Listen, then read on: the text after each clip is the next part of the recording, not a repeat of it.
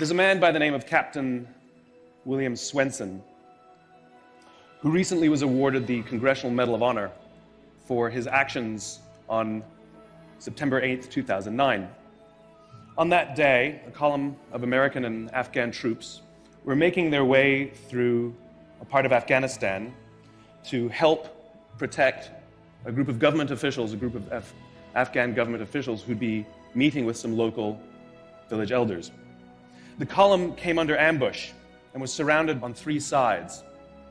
And amongst many other things, Captain Swenson was recognized for running into live fire to rescue the wounded and pull out the dead.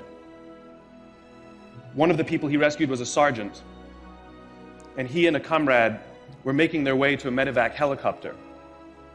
And what was remarkable about this day is, by sheer coincidence, one of the medevac medics happened to have a GoPro camera on his helmet and captured the whole scene on camera. It shows Captain Swenson and his comrade bringing this wounded soldier who'd received a gunshot to the neck. They put him in the helicopter, and then you see Captain Swenson bend over and give him a kiss before he turns around to rescue more. I saw this, and I thought to myself, where do people like that come from? What is that? That is some deep, deep emotion when you would want to do that. There's a love there. And I want to know, why is it that I don't have people that I work with like that? You know, in the military, they give medals to people who are willing to sacrifice themselves so that others may gain. In business, we give bonuses to people who are willing to sacrifice others so that we may gain. So I asked myself, where do people like this come from? And my initial conclusion was that they're just better people. That's why they're attracted to the military. These better people are attracted to this concept of service. But that's completely wrong. What I learned is that it's the environment. And if you get the environment right, every single one of us has the capacity to do these remarkable things. And more importantly, others have that capacity too. I've had the great honor of getting to meet some of these who we would call heroes, who've put themselves and put their lives at risk to save others. And I asked them, why would you do it? Why did you do it? And they all say the same thing: because they would have done it for me. It's this deep sense of trust and cooperation. So trust and cooperation are really important here. The problem with concepts of trust and cooperation is that they are feelings, they're not instructions. I can't simply say to you, trust me, and you will. I can't simply instruct two people to cooperate, and they will. It's not how it works. It's a feeling. So where does that feeling come from? If you go back 50,000 years to the Paleolithic era, to the early days of Homo sapien, what we find is that the world was filled with danger. All of these forces working very, very hard to kill us. Nothing personal. Whether it was the weather, lack of resources, maybe a saber-toothed tiger, all of these things working to reduce our lifespan. And so we evolved into social animals, where we lived together and worked together in what I call a circle of safety, inside the tribe, where we felt like we belong. And when we felt safe amongst our own, the natural reaction was trust and cooperation. There are inherent benefits to this. It means I can fall asleep at night and trust that someone from within my tribe will watch for danger. If we don't trust each other, if I don't trust you, that means you won't watch for danger. Bad system of survival. The modern day is exactly the same thing. The world is filled with danger, things that are trying to frustrate our lives or reduce our success, reduce our opportunity for success. It could be the ups and downs of an economy, the uncertainty of the stock market. It could be a new technology that renders your business model obsolete overnight. Or it could be your competition that is sometimes trying to kill you. It's sometimes trying to put you out of business, but at the very minimum is working hard to frustrate your growth and steal your business from you. We have no control over these forces. These are a constant and they're not going away. The only variable are the conditions inside the organization. And that's where leadership matters, because it's the leader that sets the tone.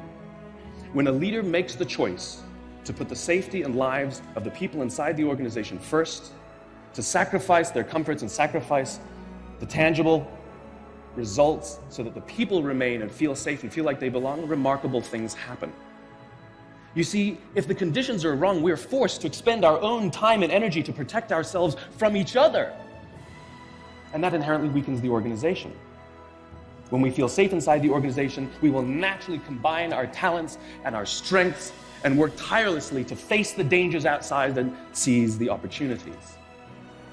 The closest analogy I can give to what a great leader is like being a parent. If you think about what being a great parent is, what do you want? What makes a great parent? We want to give our child opportunities, education, discipline them when necessary, all so that they can grow up and achieve more than we could for ourselves.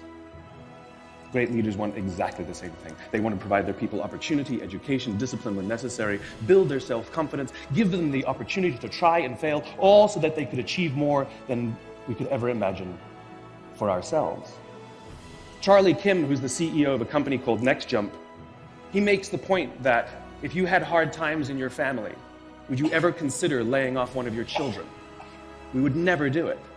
Then why do we consider laying off people inside our organization? Charlie implemented a policy of lifetime employment. If you get a job at NextJump, you cannot get fired for performance issues. In fact, if you have issues, they will coach you and they will give you support. It's the complete opposite. This is the reason so many people have such a visceral hatred, sort of anger at some of these banking CEOs with their disproportionate salaries and bonus structures. It's not the numbers. It's that they have violated the very definition of leadership. They have violated this deep-seated social contract. We know that they allowed their people to be sacrificed so they could protect their own interests. Or worse, they sacrificed their people to protect their own interests. This is what so offends us, not the numbers. Great leaders would never sacrifice the people to save the numbers. They would sooner sacrifice the numbers to save the people. Bob Chapman, who runs a large manufacturing company in the Midwest called Barry Waymiller, in 2008, he was hit very hard by the recession, and they lost 30% of their orders overnight. Now, in a large manufacturing company, this is a big deal, and they could no longer afford their labor pool. They needed to save $10 million. So, like so many companies today, the board got together and discussed layoffs. And Bob refused.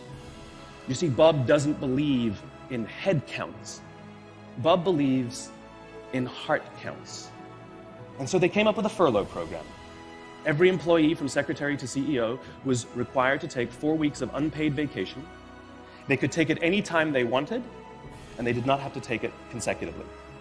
But it was how Bob announced the program that mattered so much. He said, it's better that we should all suffer a little than any of us should have to suffer a lot.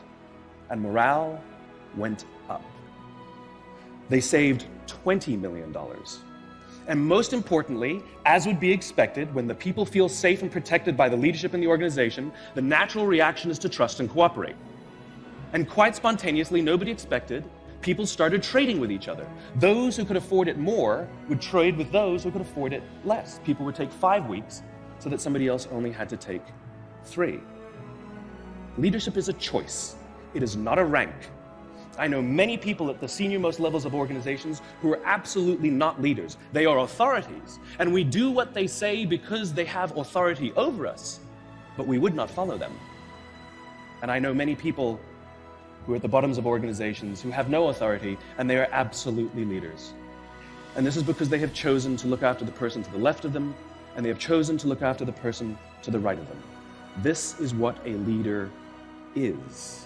I heard a story of some Marines who were out in theater, and as is the Marine custom, the officer ate last, and he let his men eat first. And when they were done, there was no food left for him. And when they went back out in the field, his men brought him some of their food so that he may eat. Because that's what happens. We call them leaders because they go first. We call them leaders because they take the risk before anybody else does. We call them leaders because they will choose to sacrifice so that their people may be safe and protected, and so their people may gain. And when we do, the natural response is that our people will sacrifice for us. They will give us their blood and sweat and tears to see that their leader's vision comes to life. And when we ask them, why would you do that? Why would you give your blood and sweat and tears for that person? They all say the same thing, because they would have done it for me. And isn't that the organization we would all like to work in?